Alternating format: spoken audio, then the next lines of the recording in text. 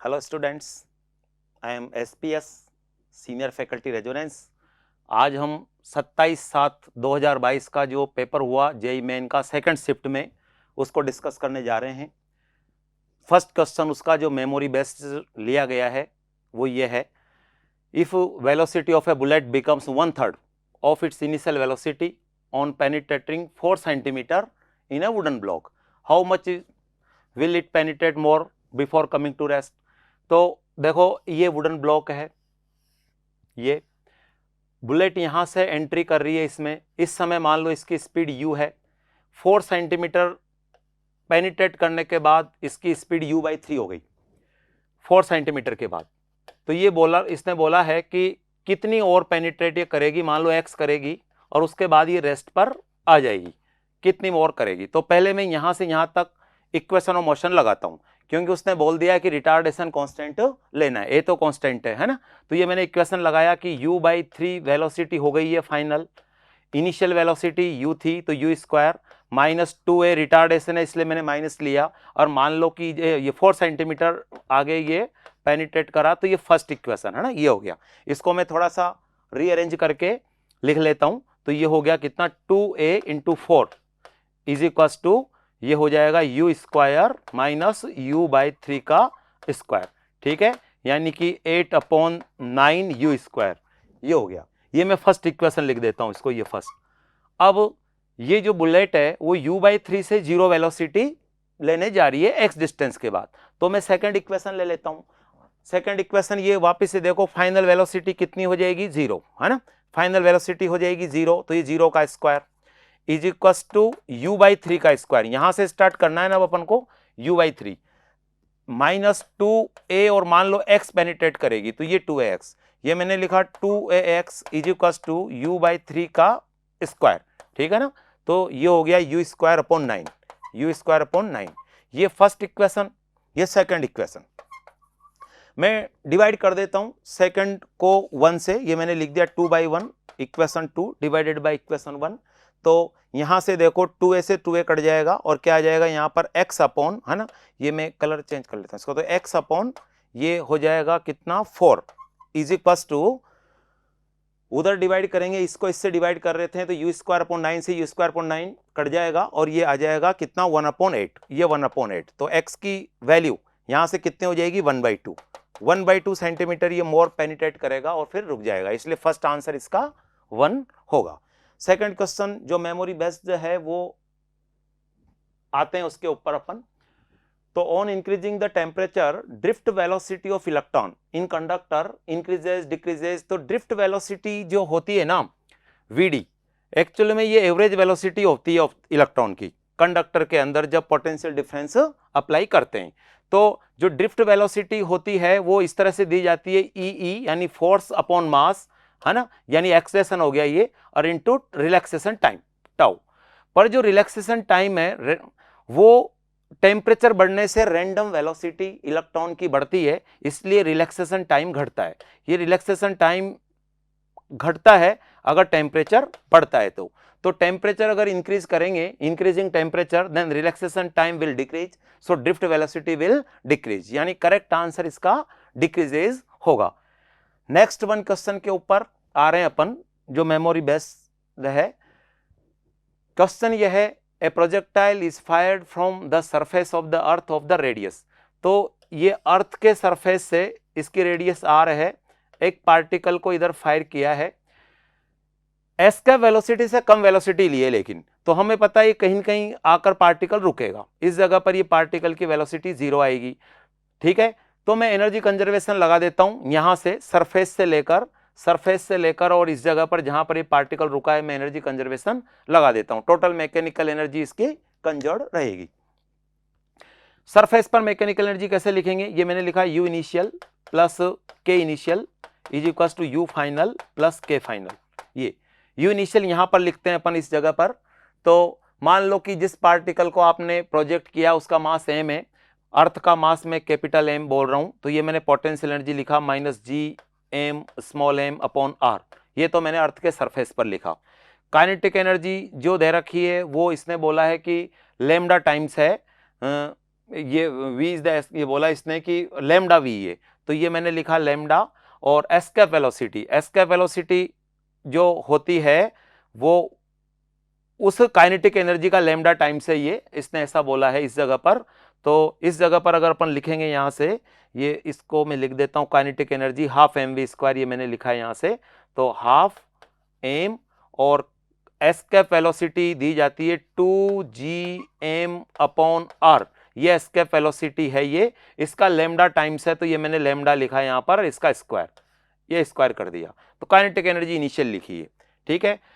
Is equals to potential energy, मान लो कि ये कितनी हाइट पर जाएगा, यही पूछा है ना इसने, तो the maximum height from the centre of the earth, है ना, तो सेंटर ऑफ द अर्थ बताना है, तो वो मैं यहां से एच बोल देता हूं अभी, है ना, या सेंटर से अगर बोलते हैं तो चलो इसको मैं आर बोल देता हूं, ये सेंटर ऑफ द अर्थ बताना है, maximum height from the centre of the earth. तो मैं पोटेंशियल एनर्जी लिखता हूं इस जगह पर, तो क्या लिखूंगा, minus G M small M upon R, ये तो मैंने पोटेंशियल एनर्जी लिखी, और काइनेटिक एनर्जी कितनी हो जाएगी, 0, ठीक है, ये लिख दिया।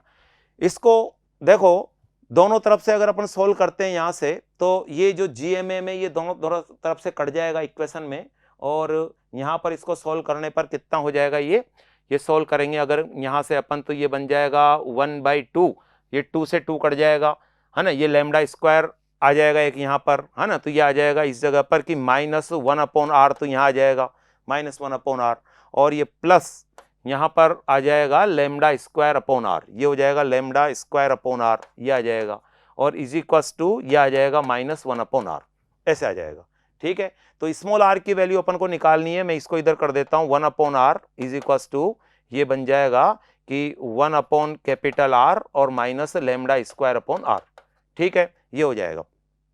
इसको और आगे सोल्व करेंगे, तो ये सोल्व करने पर आर की वैल्यू ये आ जाएगी, R is equals to capital R upon 1 minus lambda square, ये आ जाएगा 1 अपॉन लैम्डा स्क्वायर, ठीक है, यानी थर्ड आंसर इसका सही हो जाएगा, ठीक है। चलो नेक्स्ट क्वेश्चन पर आ रहे हैं अपन, फोर्थ क्वेश्चन के ऊपर, जो मेमोरी बेस्ड है। ये क्वेश्चन कैपेसिटर का क्वेश्चन है, एक बैटरी गिवन है, उसके सीरीज में 10 ओम का रेजिस्टेंस है, एक 100 ओम का रेजिस्टेंस यहाँ पर है कैपेसिटर के, और इस रेजिस्टेंस के पैरेलल में 200 ओम का रेजिस्टेंस है। ये बात कर रहा है कि स्टेडी स्टेट में इस कैपेसिटर में कितना चार्ज स्टोर होगा। तो हमें पता है कि स्टेडी स्टेट आने के बाद इस कैपेसिटर से कोई करंट फ्लो नहीं होगा, करंट तो सारा केवल इस सर्किट से फ्लो होगा। कितना करंट फ्लो होगा ये निकाल सकते हैं अपन, यहां से ये करंट जो जाएगा इधर, ये करंट निकाल सकते हैं आई। तो ये करंट की वैल्यू होगी, हम बोल सकते हैं इसमें कि भाई 10 वोल्ट की बैटरी है, और 10 + 100 इतनी करंट इसमें बहेगी। Total potential difference upon total resistance, ये लिया मैंने इस सर्किट में। स्टेडी स्टेट में यहां से तो करंट जाएगा नहीं, ठीक है। तो अब यहां का जो पोटेंशियल डिफरेंस आएगा वो इस पूरे कॉम्बिनेशन के अक्रॉस होगा, ठीक है। तो यहां का पोटेंशियल डिफरेंस में निकाल लेता हूं, वही कैपेसिटर का बन जाएगा। तो VC इज इक्वल्स टू, ये V मैं लिख रहा हूं यहां का रेजिस्टेंस के अक्रॉस, तो कितना हो जाएगा, आप लिखोगे यहां से कि करंट इंटू 100, तो करंट इंटू 100 आप लिखोगे, यानी कि I की वैल्यू आपने बोली 10/110 और इंटू 100, ये potential difference across the capacitor आएगा।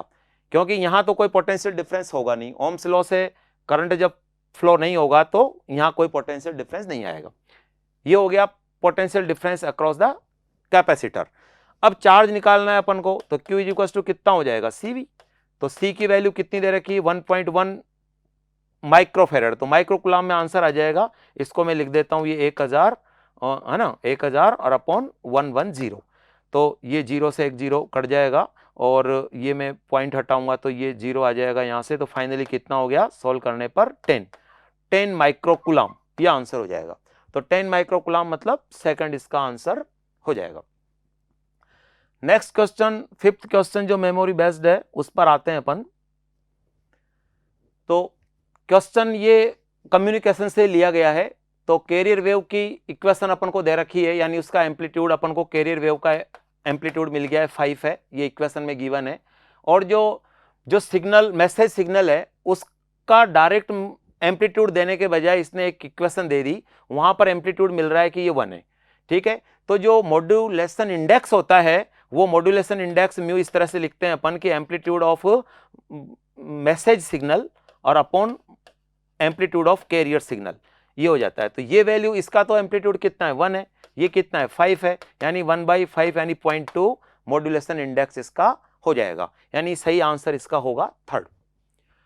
नेक्स्ट क्वेश्चन में 6 क्वेश्चन ले रहा हूं memory based. A shop bubble of radius 3 centimetre enclosed by another shop bubble of radius 6 centimetre. तो ये एक सॉप बबल है, इसकी रेडियस बोलिए 3 सेंटीमीटर, ये surrounded by another shop bubble जिसकी रेडियस है 6 सेंटीमीटर। तो ये बोल रहा है कि जो यहाँ का प्रेशर है वो किसी दूसरा जो अलग से एक सॉप बबल है उसकी रेडियस क्या होना चाहिए, जबकि यहाँ का प्रेशर और यहाँ का प्रेशर सेम है।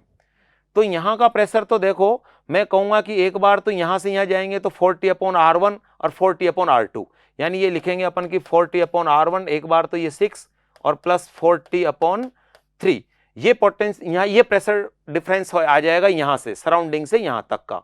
और ये कह रहा है कि इस आर रेडियस के जो इंडिविजुअली सॉप बबल है उसमें भी इतना ही प्रेशर डिफरेंस है, तो क्या लिखेंगे अपन 40/R ऐसे लिख देंगे। यहाँ से अपन सोल्व करेंगे तो 40 से तो 40 कट जाएगा सब जगह पर, है ना, और ये आ जाएगा आर की वैल्यू, तो क्या आ जाएगी 3 × 6/3 + 6, तो सोल्व करने पर ये वैल्यू आ जाएगी 2 सेंटीमीटर, है ना, तो R = 2 सेंटीमीटर, यानी इसका सही आंसर क्या हो जाएगा फर्स्ट।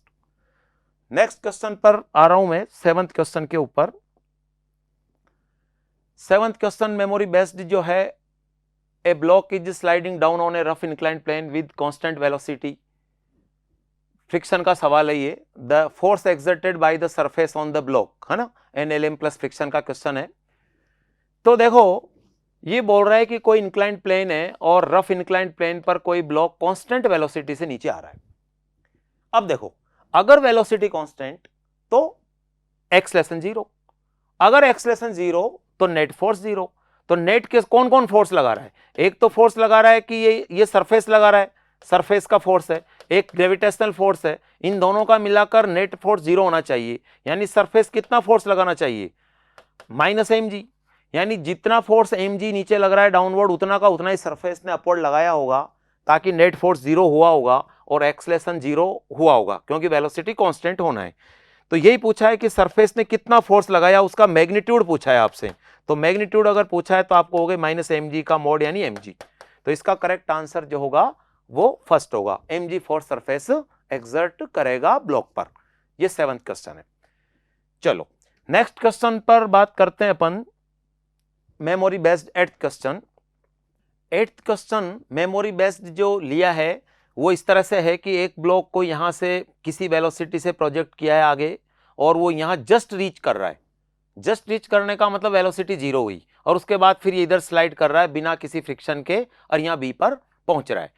तो यहां से यहां तक का कितना टाइम है, पहले ये निकाल लेते हैं अपन, t1 टाइम कितना है ये देख लेते हैं। तो ये देखो, इधर से इधर इक्वेशन लगाओ चाहे इधर से इधर लगाओ, पहले पर ये डिस्प्लेसमेंट निकाल लेते हैं, S1 कितना है। तो S1 की वैल्यू तो जो आ जाएगी वो हाइट बता रखी 10, परपेंडिकुलर पता है, मैं हाइपोटेनस निकाल रहा हूं, तो S1 की वैल्यू हो जाएगी 10/sin45, यानी कि 10√2। तो 10√2 डिस्प्लेसमेंट है। यहां आकर ये टॉप वेलोसिटी इसकी जो है, टॉप पर वेलोसिटी 0 है क्योंकि जस्ट रीच कर रहा है।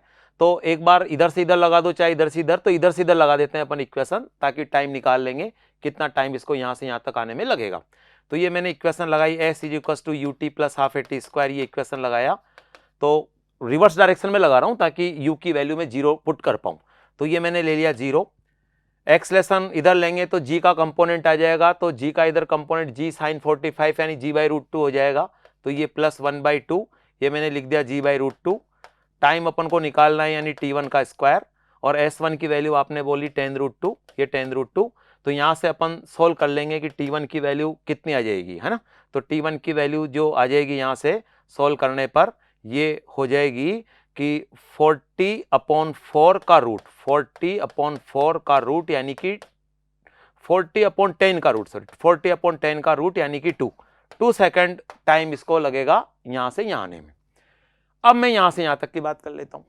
तो यहां से यहां तक भी मैं फिर दोबारा से ये डिस्प्लेसमेंट निकाला मैंने, S2 कितना है, तो S2 की वैल्यू जो हो जाएगी वो हो जाएगा 10/sin30। यानी कि 20, तो 20 होगा। अब ये मैंने दोबारा से इक्वेशन लगाई, S2 is equal to you, है ना, यू तो 0 है ही सही, 0 प्लस हाफ और g का इधर कंपोनेंट g साइन 30, तो g साइन 30 का मतलब कितना हो जाएगा g/2, तो ये लिख दिया मैंने g/2 g साइन 30 और इंटू T2 का स्क्वायर, ये T2 का स्क्वायर। तो यहां से मैं T2 S2 की वैल्यू बोली अभी आपने कितनी 20, तो मैं यहां पर लिख दूंगा ये 20, ठीक है। तो यहां से सोल्व करने पर ही T2 की वैल्यू जो आ जाएगी वो सोल्व करेंगे तो कितना हो जाएगा, तो 20 इंटू 4 यानी 80 और अपॉन g यानी 10 का रूट, यानी हो गया 2√2, तो ये टाइम लगेगा 2√2, वो टाइम लगा था 2 सेकेंड। अब आपसे पूछा है कि यहां से टोटल टाइम कितना लगा, तो जो टोटल टाइम लगा बेटा वो ये हो जाएगा 2 + 2√2, यानी मैं 2 को कॉमन ले लेता हूं तो 1 + √2, ये हो गया। तो आपसे ये पूछा है कि ये वैल्यू कितनी है, ये वैल्यू पूछिए, इसमें ये वैल्यू पूछिए, तो क्या आ गया यहाँ पर 2, यानी सही इसका आंसर क्या हो जाएगा 2, ये पूछा है कि टाइम अगर √2 + 1 इंटू टी हो तो टी की वैल्यू बता दीजिए, है ना, तो 2 आंसर इसका होगा। चलो नेक्स्ट क्वेश्चन पर आ रहे हैं अपन। 9th क्वेश्चन जो मेमोरी बेस्ड है वो इलास्टिसिटी का क्वेश्चन है। गिवन है इसमें कि 2 रॉड सीरीज में इस तरह से जुड़ी हुई है, एक स्टील की है एक कॉपर की है। यहाँ कितना लोड लगाएं कि इसमें जो टोटल इलोंगेशन है वो बताया 1.4 mm आ जाए। लेंथ दोनों की बता रखी है, दोनों के Young's modulus of elasticity given है। हमें पता है कि जो स्ट्रेस होता है, ये स्ट्रेस, तो स्ट्रेस यानी F/A is equal to y और del L/L, इस तरह से लिखते हैं, ठीक है। तो del L is equal to अगर मैं लिखता हूं तो del L is equal to कितना हो जाएगा, तो ये आ जाएगा कि F/L/AY, ये आ जाएगा, ठीक है ना। तो ये दोनों रोड के लिए अगर लिखेंगे del L1 तो हमें पता है कि F तो दोनों के लिए कॉमन है, क्योंकि पूरी रोड में जो टेंशन आएगा वो सेम आएगा F के इक्विवेलेंट, यानी लोड के इक्विवेलेंट। लेंथ इसकी अलग अलग है, ए भी सेम है दोनों का, क्योंकि दोनों की जो क्रॉस सेक्शनल रेडियस है वो सेम दे रखी है, यानी ए भी सेम है, बस एल और वाई अलग अलग है, बस ये, है ना। तो अगर मैं टोटल इलोंगेशन की बात करूं del L, है ना, ये तो मैंने जनरल फॉर्मूला बोला, लेकिन मैं टोटल इलोंगेशन की बात करूं तो del L1 + del L2 ऐसे आ जाएगा ये, है ना भाई। L1 का मतलब स्टील का और L2 का मतलब कॉपर के लिए लिखा मैंने। ये वैल्यू अपन को दे रखी है, कितनी दे रखी है अपन को, इलोंगेशन 1.4 mm, तो ये लिख दिया मैंने 1.4 × 10⁻³ mm को लिखा है। del L1, तो del L1 में F तो दोनों के लिए कॉमन है, ये निकालना है, और A भी कॉमन है, πr² लिख देंगे अपन। R की वैल्यू 1.4 mm है, यानी 10⁻³ ये πr², ये भी कॉमन है। और L1 L2 अलग अलग हो जाएगा, तो L1 अपन को दे रखा है 3.2 और अपॉन y1 की वैल्यू अपन को दे रखी है 2 × 10⁻11 प्लस ये लेंथ दे रखी है अपन को 4.4, तो 4.4 और अपॉन ये लिख देंगे 1.1 × 10⁻11। ये सोल्व करेंगे अपन यहां से, तो f की वैल्यू कैलकुलेट करने पर केवल f ही अननोन है और बाकी सब नोन है। f की वैल्यू कैलकुलेट करने पर अप्रोक्सीमेटली ये 153 न्यूटन कैलकुलेट होकर आएगी, यानी इसका सही आंसर जो हो जाएगा वो 4th होगा। चलो नेक्स्ट क्वेश्चन पर आते हैं अपन। नेक्स्ट क्वेश्चन जो है ये वेव ऑप्टिक्स का क्वेश्चन, उसका है, वेव ऑप्टिक्स का क्वेश्चन है। तो 2 waves of intensity I1 I2 given है और इंटरफ्रेंस प्रोड्यूस हो रहा है इसमें। तो मैक्सिमम इंटेंसिटी प्लस मिनिमम और मिनिमम मैक्सिमम, ये मैक्सिमम है, मैक्सिमम माइनस मिनिमम का जो रेशो है ये गिवन है, तो α/β की वैल्यू अपन को बतानी है, ठीक है। तो देखो हमें पता है कि जो मैक्सिमम इंटेंसिटी होती है वो मैक्सिमम इंटेंसिटी ये होती है √I1 + √I2 का होल स्क्वायर, ये होती है मैक्सिमम इंटेंसिटी, ठीक है। और जो मिनिमम इंटेंसिटी होती है वो इस तरह से है कि √I1 - √I2 का होल स्क्वायर, ये होती है। अब यहां से देखो कि I मैक्सिमम ये I1/I2 की वैल्यू दे रखी है अपन को यहाँ से, तो I1/I2 की वैल्यू अगर अपन को दे रखी है तो √I1/√I2 की वैल्यू अगर मैं निकालता हूँ, रूट करता हूँ, तो ये हो जाएगी 1/2, ठीक है ना। √I1/√I2 की जगह पर 1/2 लिख सकता हूँ, यानी √I1 की जगह पर मैं ये लिख सकता हूँ, है ना, कि 2√I1 = √I2 ऐसे लिख सकता हूँ। तो √I2 की जगह में 2√I1 लिखूंगा तो यहाँ 2 लिखूंगा, यहाँ पर 1 है तो कितना बन जाएगा, यहाँ से इसको सोल्व करेंगे अगर यहाँ से, तो ये बन जाएगा कि इसको रेशो अपन को निकालना आई मैक्सिमम और आई मिनिमम और I maximum minus I minimum, इन दोनों को एक बार मैं सम करता हूँ एक बार, तो पहले ये कैलकुलेट कर लेते हैं। चलो यहाँ से तो रूट ऑफ i2 की जगह पर मैंने लिख दिया 2 रूट ऑफ i1, तो 2 रूट ऑफ i1 तो कितना हो जाएगा, 2 और 1 3, तो ये हो जाएगा 3 रूट ऑफ i1 का स्क्वायर, ये बन जाएगा।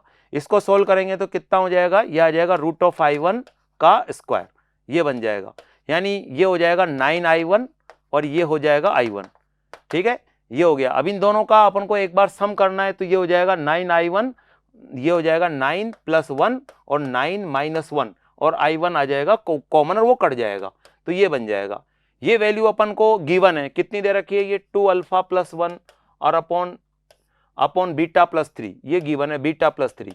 अब इसको सोल्व कर लेंगे, क्रॉस प्रोडक्ट करके अपन सोल्व कर लेंगे, तो सोल्व करने पर जो अल्फा अपॉन बीटा आएगा, है ना, क्रॉस प्रोडक्ट कर लो और सोल्व कर लो, तो ये वैल्यू जो अल्फा अपॉन बीटा आएगी, ये वैल्यू आएगी 2 वैल्यू इसमें आएगी, ठीक है ना, यानी करेक्ट आंसर इसका जो होगा वो ये होगा। नेक्स्ट क्वेश्चन मेमोरी बेस्ड जो लिया है 11th, वो ये है, ये यूनिट एंड डायमेंशन का क्वेश्चन है। एक इक्वेशन दे रखी है एनर्जी डेंसिटी की, एनर्जी डेंसिटी ये है, एनर्जी डेंसिटी मतलब एनर्जी अपॉन वॉल्यूम, ये गिवन है, तो अल्फा अपॉन बीटा और sine of alpha X upon KT ये दे रखा है। हमें पता है कि जो कोई भी एंगल होता है, ये पूरा एंगल है, वो डायमेंशन लेस है, तो जो डायमेंशन अल्फा एक्स की है वही केटी की है, तो पहले तो अपन अल्फा एक्स की डायमेंशन निकाल लेते हैं, यानी अल्फा एक्स की डायमेंशन सेम है डायमेंशन ऑफ केटी, और हमें पता है आइडियल गैस इक्वेशन से PV = n kT में, तो n kT में kT की डायमेंशन वही है जो प्रेशर और वॉल्यूम की डायमेंशन है, यानी अल्फा एक्स ऐसे आ जाएगा, ठीक है। तो यहां से x बोला इसने डिस्प्लेसमेंट है, तो अल्फा की डायमेंशन अपन निकाल सकते हैं, है ना, तो ये बन जाएगा PV/x। ये देखो वॉल्यूम अपॉन डिस्प्लेसमेंट एरिया, ये क्या बन जाएगा, एरिया, प्रेशर इंटू एरिया क्या होता है, फोर्स, यानी एक तरह से ये किसकी डायमेंशन होगी, फोर्स की डायमेंशन, ठीक है। तो अल्फा की डायमेंशन तो हो गया फोर्स की डायमेंशन, ठीक है ना। अब ये देखो अपन से पूछा है कि डायमेंशन बीटा की डायमेंशन बताओ, तो हमें पता है कि अल्फा अपॉन बीटा की डायमेंशन जो है वो एनर्जी डेंसिटी की डायमेंशन है, तो अगर बीटा की आपको डायमेंशन चाहिए तो बीटा की जो डायमेंशन होगी वो ये बन जाएगी कि वॉल्यूम की डायमेंशन अपॉन एनर्जी की डायमेंशन, ये मैंने रिवर्स कर दिया, और इनटू अल्फा, अल्फा का मतलब फोर्स की डायमेंशन, तो वॉल्यूम की डायमेंशन आपको पता है कितनी, L3, एनर्जी की डायमेंशन में फोर्स इंटू लेंथ की डायमेंशन लिख सकता हूं, और अल्फा की डायमेंशन आपने अभी अभी बोला कि ये फोर्स ही है, यानी फोर्स की डायमेंशन, तो फोर्स से फोर्स कट जाएगा, L से एक L कट जाएगा, यानी जो बीटा की डायमेंशन होगी वो L2 की L2 होगी, तो L2 होगा बाकी और सब जीरो आएगा, तो कौन सा हो गया, M0 L2 T0, यानी इसका सही आंसर सेकंड होगा। नेक्स्ट क्वेश्चन जो मेमोरी बेस्ड है वो 12th क्वेश्चन लिया है, वो है हीट इंजन का क्वेश्चन है, केटीजी एंड थर्मोडायनामिक्स का क्वेश्चन है। क्वेश्चन ये है कि दो हीट इंजन है, फर्स्ट हीट इंजन 300 केल्विन और 200 केल्विन के बीच में वर्क करता है, यानी इसका लोअर टेम्परेचर 200 है और अपर टेम्परेचर 300 है। इसकी एफिशिएंसी की अगर अपन बात करें पहले की, तो हम 1 - T2/T1 ऐसे लिख देंगे, तो ये हो गया 1 - T2 यानी लोअर टेम्परेचर 200 और अपॉन 300, यानी ये जो इसकी एफिशिएंसी होगी 1/3 यानी 0.33 होगी। जो दूसरा हीट इंजन है वो 200 और 100 के बीच में वर्क कर रहा है, यानी इसकी जो एफिशिएंसी आएगी η2 वो 1 - लोअर टेम्परेचर 100 है और अपर टेम्परेचर 200 है, यानी कि 1/2 हो गया, यानी कि 0.5 है। तो ये बस ऑर्डर इसका जमवा रहा है कि भाई कौन इनमें बड़ा है, तो ये 0.5 है, वो 0.3 है, निश्चित रूप से η2 बड़ा है, तो η2 इज ग्रेटर देन η1, यानी कि सही इसका आंसर जो हो जाएगा वो ये हो जाएगा η2 इज ग्रेटर देन η1, है ना, सेकंड इसका आंसर होगा सही, η2 इज ग्रेटर देन η1, ठीक है। ये 0.5 है इसकी एफिशिएंसी, उसकी 0.3 है, यानी ये हो जाएगा, सेकंड आंसर इसका सही हो जाएगा।